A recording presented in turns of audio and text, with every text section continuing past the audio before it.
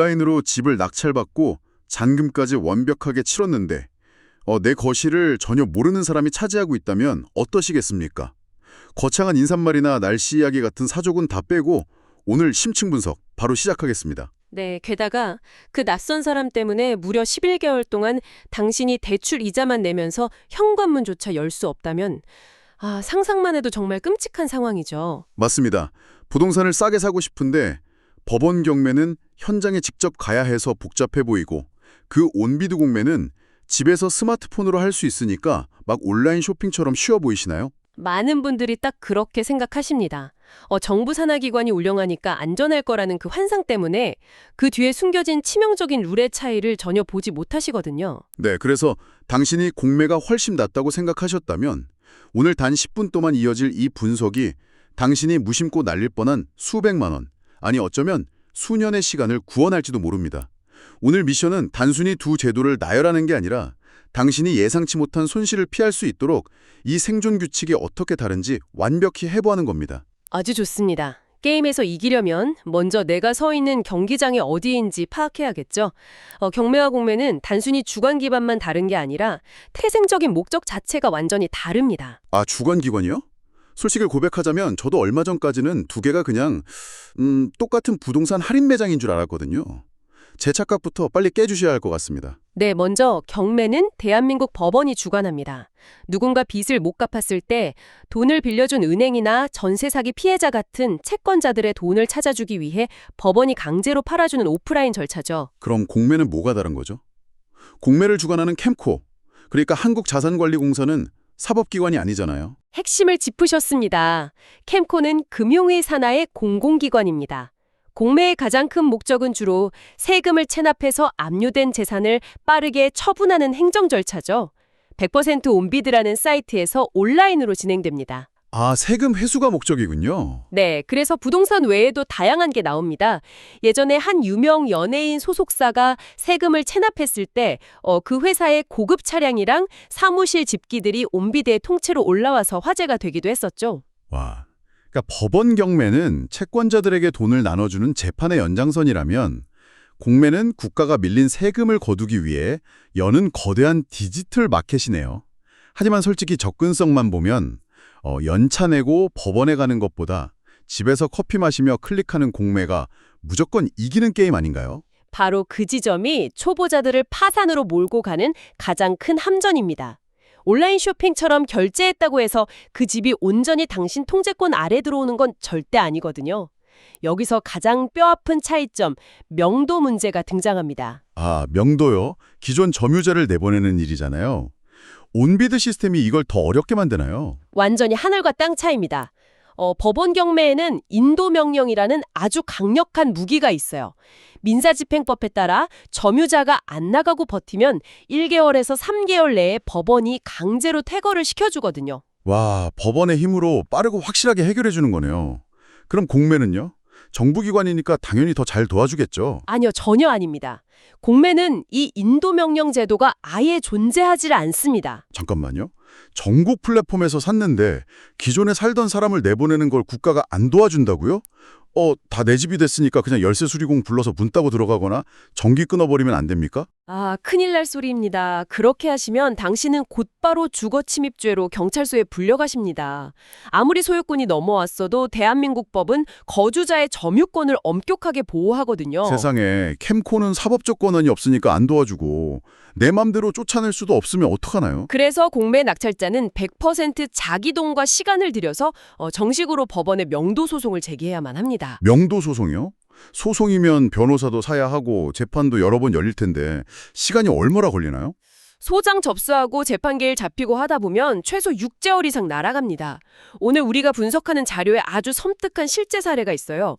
경기도에서 다가구 주택을 공매로 낙찰받은 분이 있었는데 1층 점유자가 법의 허점을 이용해 버틴 겁니다. 헐, 그래서 얼마나 걸렸나요? 결국 명도 소송을 진행했고 강제 집행으로 그 사람을 내보내기까지 무려 11개월이 걸렸습니다. 와, 11개월이요? 미쳤네요.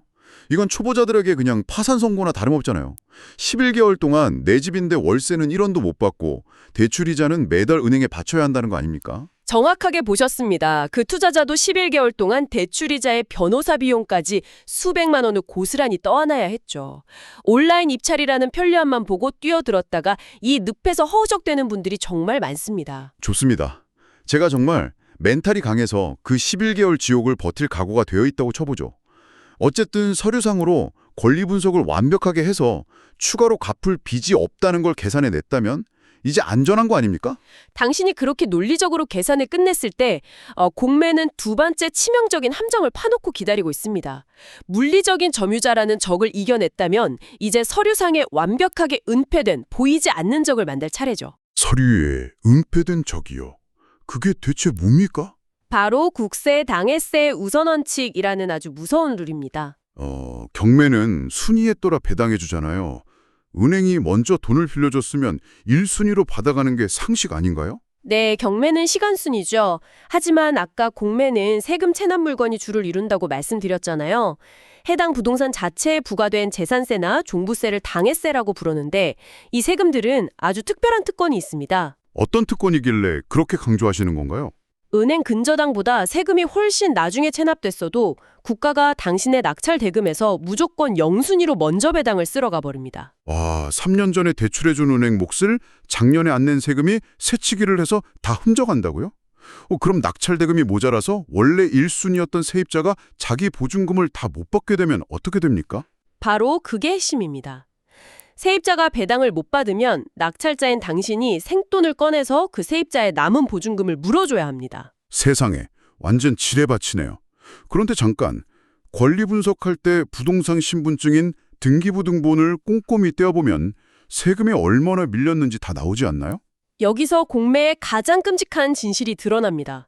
그 무시무시한 수억 원 단위의 당해세 체납 내역은 당신이 발급받는 등기부 등본 그 어디에도 나오지 않습니다. 네. 아니, 정부가 직접 세금 체납 모건을 팔면서 세금 내역을 서류에 안 적어 놓는다고요? 마치 중고차 샀는데 서류가 너무 깨끗해서 안심했더니 트렁크에 전 주인이 숨겨둔 수천만 원짜리 세금 폭탄이 실려 있는 거랑 똑같잖아요. 네, 비유가 아주 찰떡이네요. 국가가 고의로 숨긴 건 아니고요. 개인정보보호법 때문에 등기부라는 장부에 함부로 올릴 수 없는 구조적인 한계가 있는 겁니다. 아니 그럼 입찰자는 숨겨진 세금을 어떻게 확인합니까? 입찰자가 직접 관할 세무서나 지자체에 일일이 연락하고 방문해서 체납액을 수사관처럼 끈질기게 추적하고 확인해야만 합니다. 11개월짜리 명도 소송 지옥에 등기부에도 안 나오는 투명인간 같은 세금 폭탄까지. 솔직히 이쯤 되니까 묻고 싶습니다. 도대체 사람들은 왜 공매를 하는 겁니까? 그냥 다들 안전한 법원 경매만 하면 되는 거 아닌가요? 이 모든 리스크에도 불구하고 고수들이 굳이 공매를 파고드는 확실한 이유가 있습니다. 바로 공매에만 존재하는 숨겨진 무기, 수의계약 때문입니다. 수의계약이요? 입찰 경쟁 없이 조용히 당사자끼리 합의해서 할 수 있다는 그 방식 말입니까? 공매에서도 그게 돼요? 맞습니다. 유찰이 반복돼서 가격이 뚝뚝 떨어지면 캠코가 이걸 수의계약으로 전환하거든요. 피말리는 경쟁 없이 최저가 이상만 제시하면 선착순으로 조용히 채갈 수 있는 기회죠. 하지만 유찰이 계속됐다는 건 결국 그 위험한 명도 소송이나 세금 문제 때문에 아무도 안 산 쓰레기 매물이란 뜻 아닙니까? 고수들이 굳이 왜 그걸 탐내죠? 하수들 눈에는 건드리면 터지는 지뢰밭이지만 고수들 눈에는 그 리스크가 곧 엄청난 할인 쿠폰으로 보이기 때문입니다. 온비드에서 필터링을 통해 아무도 안 쳐다보는 물건만 싹 골라냅니다. 11개월치 소송 비용이랑 숨겨진 세금을 정확히 다 계산해내서 그만큼 가격이 빠졌을 때 줍는 거군요. 정확합니다. 부동산 본래 가치가 10억인데 5억까지 떨어졌고 내가 해결할 리스크 비용이 2억이라면 고수는 7억에 10억짜리 자산을 경쟁자 하나 없이 선점하는 고도의 전략을 쓰는 겁니다. 와, 진짜 뒤통수를 세게 맞은 기분입니다. 리스크를 피하는 게 아니라 리스크의 가격을 정확히 계산하는 게 진짜 실력이었네요. 자, 그럼 이제 막 부동산 투자에 눈을 뜬 초보자인 당신을 위해 결론을 내려보죠. 전문가님, 뭘 먼저 해야 합니까? 둘째는 민간의 분석 인프라가 경매 중심으로 아주 잘 발달되어 있기 때문입니다. 그리고 책상 앞을 벗어나서 법원 현장에 직접 가서 사람들의 눈치도 보고 열기를 느끼는 경험 자체도 중요하겠죠? 맞습니다. 공매는 그런 경매 경험을 통해 기본기를 완벽히 다진 후에 나만의 보물을 찾는 수의계약 용도로 접근하시는 게 가장 안전합니다. 아주 명쾌하고 현실적인 가이드네요. 그럼 오늘 분석한 팩트체크 빠르게 요약합니다. 경매는 법원 오프라인 절차고 인도 명령이 있습니다.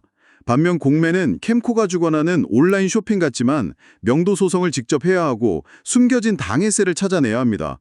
하지만 고수들에게는 수혜계약이라는 무기가 있다는 점 맞죠? 네, 냉혹한 부동산 현실을 완벽하게 꿰뚫은 요약입니다.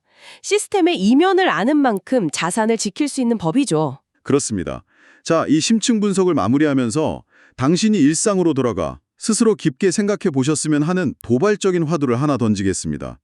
정부는 온비드를 통해 누구나 스마트폰으로 아주 쉽게 세금천한 물건을 쇼핑할 수 있게 만들었죠? 네, 접근성만 보면 가히 혁신적입니다. 하지만 정작 낙찰 후에 벌어지는 가장 골치 아픈 점유자 퇴거 문제는 개인의 고통스러운 소송으로 훌쩍 떠넘겨 버렸습니다.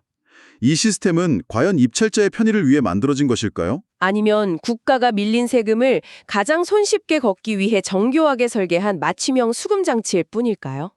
시사하는 바가 참 크죠. 소중한 당신의 자산을 지키는 진짜 첫걸음은 바로 이런 근본적인 질문에서부터 시작될 테니까요.